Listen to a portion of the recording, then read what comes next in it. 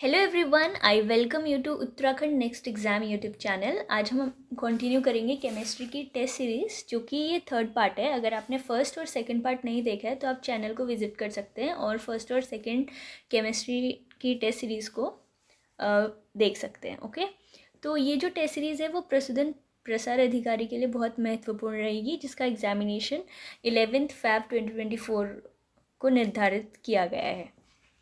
तो शुरू करते हैं। सबसे पहला जो प्रश्न है आज का वो है, मोल विलेन वो होता है जिसमें एक मोल विलेय होता है। तो आपको ये बताना है कि मोल विलेन में कितने मोल विलेय होते हैं ये। तो सबसे पहला जो ऑप्शन है, 1000 ग्राम विलायक, 1 लीटर घोल, 1 लीटर विलायक या फिर 22.4 लीटर घोल। तो यहाँ पे सही जो उत्तर है वो है ऑप्शन ए, यानी कि 1000 ग्राम विलायक। ठीक है। नेक्स्ट क्वेश्चन है, विट्रियल का तेल किसे कहा जाता है? जो ऑयल ऑफ विट्रियल होता है वो किसे बोलते हैं? ऑप्शंस हमारे पास है H2SO3, H2SO4 यानी कि सल्फ्यूरिक एसिड, सल्फ्यूरिक अम्ल, और थर्ड ऑप्शन है H2SO5, और लास्ट है H2SO4। ठीक है। तो यहाँ पे जो सही उत्तर है वो है H2SO4 यानी कि सल्फ्यूरिक अम्ल को हम ऑयल ऑफ विट्रियल या फिर विट्रियल का तेल भी बोलते हैं। नेक्स्ट क्वेश्चन है, केरोसिन में आमतौर पर कार्बन संख्या वाले हाइड्रोकार्बन का मिश्रण क्या होता है? मतलब आपको बताने, जो केरोसिन है बेसिकली, तो उसमें जो कार्बन नंबर्स होते हैं वो कितने होते हैं? ठीक है। तो हमारा यहाँ पे ऑप्शन जो सही है वो है ऑप्शन डी, जो कि है कार्बन की संख्या कितनी होगी केरोसिन में आमतौर पर, जो भी हाइड्रोकार्बन होता है उसमें 12 से लेकर 16 तक इसका नंबर होगा। ठीक है। नेक्स्ट क्वेश्चन है, निम्नलिखित में से किसका उपयोग खाद्य परिरक्षक के रूप में किया जाता है?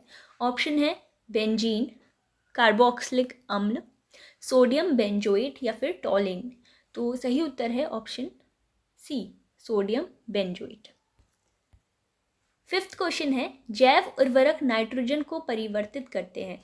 तो जो जैव उर्वरक होते हैं वो नाइट्रोजन को किस में परिवर्तित करते हैं? ऑप्शंस हमारे पास है अमोनिया, नाइट्रेट, नाइट्रोजिनेज या फिर अमीनो एसिड। सही उत्तर है ऑप्शन ए, जो कि है अमोनिया।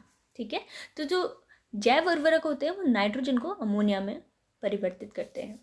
नेक्स्ट क्वेश्चन है, निम्नलिखित में से कौन सा यौगिक फ्रिडल क्राफ्ट प्रतिक्रिया यानी फ्रिडल क्राफ्ट रिएक्शन से आसानी से नहीं गुजरेगा? ऑप्शंस हैं क्यूमीन, जाइलिन, नाइट्रोबेंजीन या फिर टॉलिन। सही उत्तर है नाइट्रोबेंजीन। आगे बढ़ने से पहले मैं आपको ई बुक की जानकारी दे दूँ। ई बुक हमारे वहाँ पे लाइव हो चुकी है, जिसमें 500+ क्वेश्चंस हैं। सारे ही ऑब्जेक्टिव क्वेश्चंस यहाँ पे रहेंगे और इसके साथ ही आपको 1 लाइनर क्वेश्चन भी मिल जाएंगे। ये जो ई बुक है इसका मीडियम रहेगा हिंदी। इसमें बायोलॉजी, केमिस्ट्री, एनिमल हस्बेंड्री और एग्रीकल्चर के क्वेश्चंस इंक्लूड किए गए हैं। इस ई बुक में 70% तक के जो क्वेश्चन हैं वो एनिमल हस्बेंड्री के ही होंगे। ठीक है। आपको इसकी और जानकारी प्राप्त करनी है तो आप हमारे व्हाट्सएप नंबर पर, नीचे दिए गए जो व्हाट्सएप नंबर है उसमें मैसेज कर सकते हैं। ओके। 7th क्वेश्चन है, आवर्त में परमाणु संख्या में वृद्धि के साथ क्या होता है?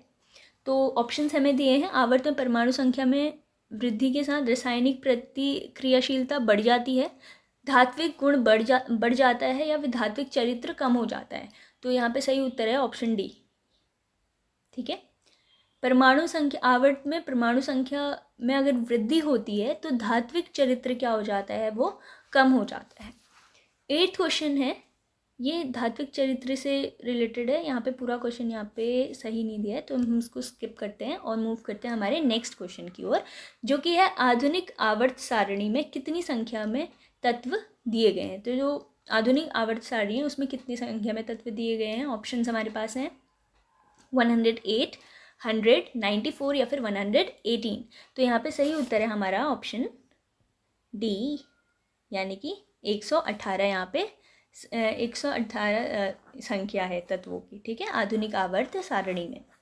10th क्वेश्चन है, इसमें जो भी हमारे ऑप्शन दे रखे हैं इसमें से अम्लीय बफर कौन सा नहीं है? तो यहाँ पे हमारा ऑप्शन सी सही उत्तर है। ठीक है, HClO4 और NaClO4 यह अम्लीय बफर नहीं है। 11th क्वेश्चन है, मेंडलीव की आवर्त सारणी में तत्वों के गुणों को उनकी आवर्त सारणी माना जाता है। ठीक है, तो किस बेसिस पे है ये?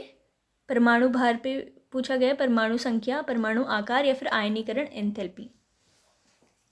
तो यहाँ पे सही उत्तर है हमारा ऑप्शन ए, जो कि है परमाणु भार पे।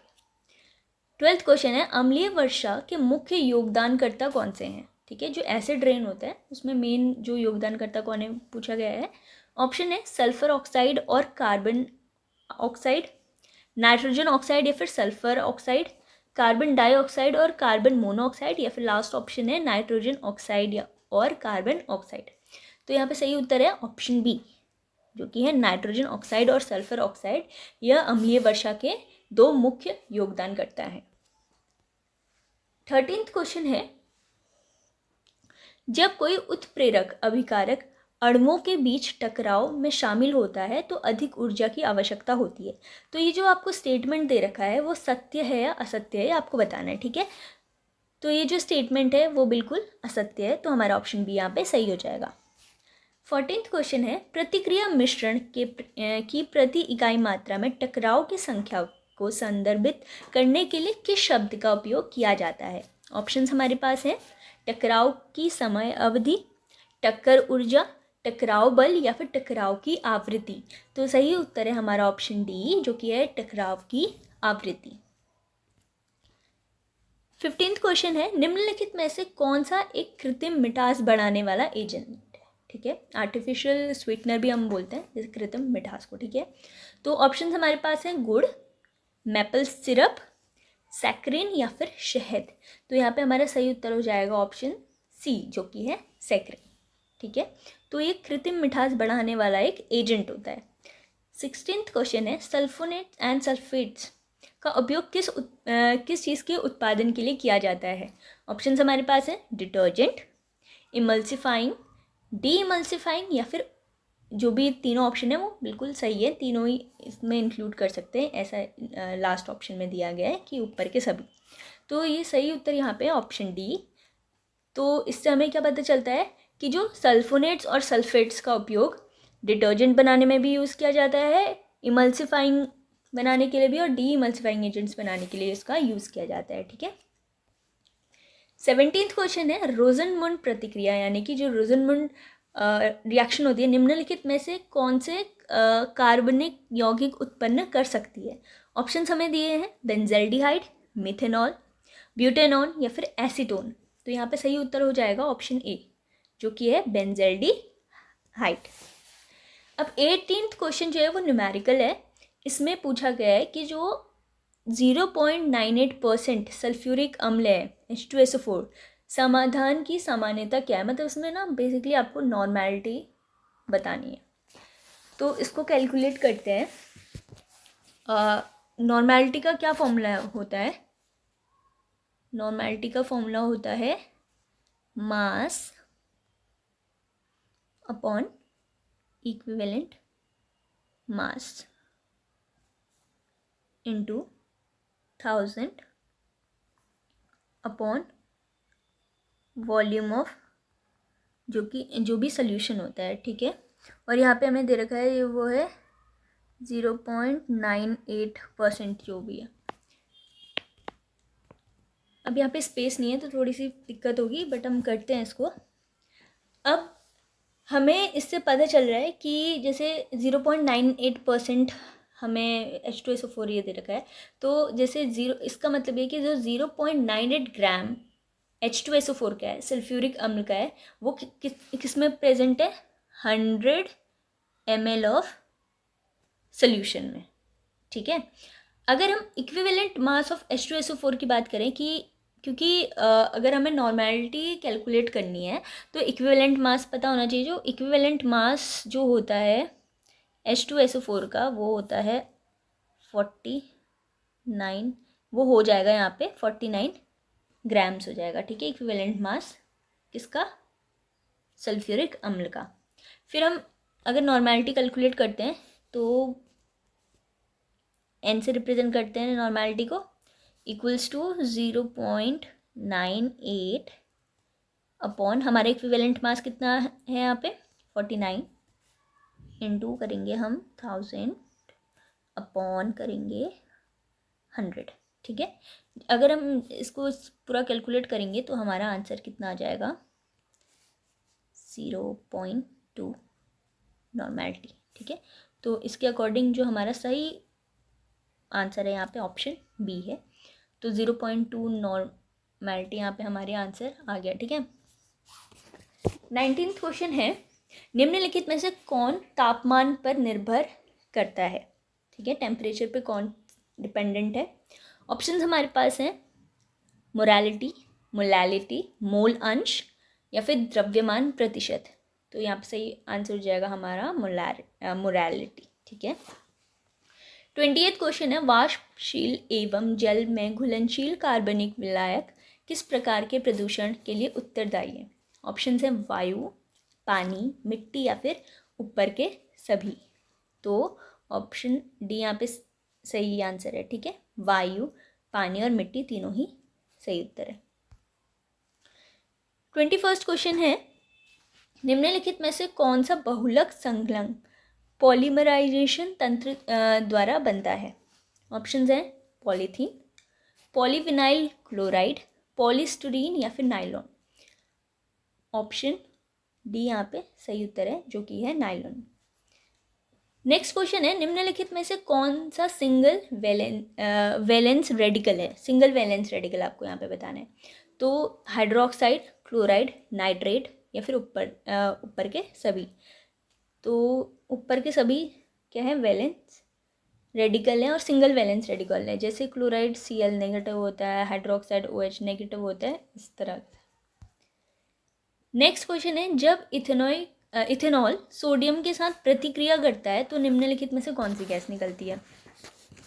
जब हम इसमें इथेनॉल को कैसे लिख सकते हैं, CH3CH2OH, ठीक है। ये इथेनॉल है। इथेनॉल एथ तो मतलब कि 2 कार्बन होंगे ना, ठीक है। अब इसको हम किससे रिएक्ट करा रहे हैं, सोडियम से। तो इसका जो ये तो रिएक्टेंट्स हो गए। अब प्रोडक्ट हमारा यहाँ पे क्या आ रहा है, CH3CH2, ये जो सोडियम है यहाँ आ जाएगा, तो O के साथ ये हो गया N, ठीक है, Na, सॉरी, सोडियम यहाँ पे हो जाएगा। फिर इसके साथ हमारा क्या बचा, H2, ये प्रोडक्ट आएगा। तो यहाँ पे हमारी हाइड्रोजन गैस हमें यहाँ पे निकल रही है प्रोडक्ट में, ठीक है। तो यहाँ पे हमारा ऑप्शन ए बिल्कुल सही आंसर हो जाएगा। नेक्स्ट क्वेश्चन है, क्या एक रैखिक अणु में सुगंध हो सकता है। तो अगर हाँ तो हाँ ऑप्शन सही कीजिए, और नहीं तो नहीं ऑप्शन सही कीजिए। तो यहाँ पे हमारा सही उत्तर हो जाएगा ऑप्शन बी। नेक्स्ट क्वेश्चन है, ड्राई सेल में निम्नलिखित में से कौन सा इलेक्ट्रोलाइट है। तो ड्राई सेल में कौन सा इलेक्ट्रोलाइट है आपको बताना है। ऑप्शन हमारे पास है पोटेशियम हाइड्रोक्साइड, सल्फ्यूरिक अम्ल, अमोनियम क्लोराइड या फिर मैग्नीज डाइऑक्साइड। तो यहाँ पे सही उत्तर हो जाएगा हमारा ऑप्शन सी, जो कि है अमोनियम क्लोराइड। 26th क्वेश्चन है, क्लोरोफॉर्म का उपयोग किस प्रकार किया जाता है। एनेस्थेटिक के रूप में, मलेरिया रोधी के रूप में, एनाल्जेसिक या फिर एंटीबायोटिक। तो सही उत्तर है हमारा ऑप्शन ए, एनेस्थेटिक के रूप में, ठीक है। 27th क्वेश्चन है, निर्जलीकरण क्या है। ऑप्शंस आर, एक अणु से अम्ल को हटाना, किसी अणु से क्षार को हटाना, किसी अणु से पानी निकालना या फिर एक अणु से क्षार को हटाना। तो यहाँ पे सही जो आंसर हो जाएगा वो हो जाएगा ऑप्शन सी, एक अणु से पानी निकालना। इसको क्या बोलते हैं, निर्जलीकरण। 28th क्वेश्चन है, निम्नलिखित में से कौन ठोस की विशेषता नहीं है। उच्च कठोरता, नियमित आकार, उच्च घनत्व या फिर उच्च संपीड्यता। तो यहाँ पे सही ऑप्शन है हमारा option D. Next question, mercury sulphide का सामान्य नाम क्या है। तो जो कॉमन नेम पूछे जाते हैं यहाँ पे मरकरी सल्फाइड का पूछा गया है। ऑप्शंस हमारे पास क्या है, वर्मिलियन, पोटाश फिटकरी, मोहर नमक या फिर दलदली गैस। तो सही उत्तर है ऑप्शन ए, वर्मिलियन, ठीक है। लास्ट क्वेश्चन है आज का, आधुनिक आवर्त सारणी में कौन से ब्लॉक तत्व कम विद्युत धनात्मक है। S block, P block, D block या फिर एफ ब्लॉक। तो यहाँ पे सही उत्तर हो जाएगा ऑप्शन बी जो कि है पी ब्लॉक। अगर आपको हमारा कंटेंट पसंद आता है तो प्लीज़ हमारे चैनल को सब्सक्राइब करें, वीडियोस को लाइक करें और इसे मैक्सिमम लोगों से शेयर करें। Thank you and have a good day.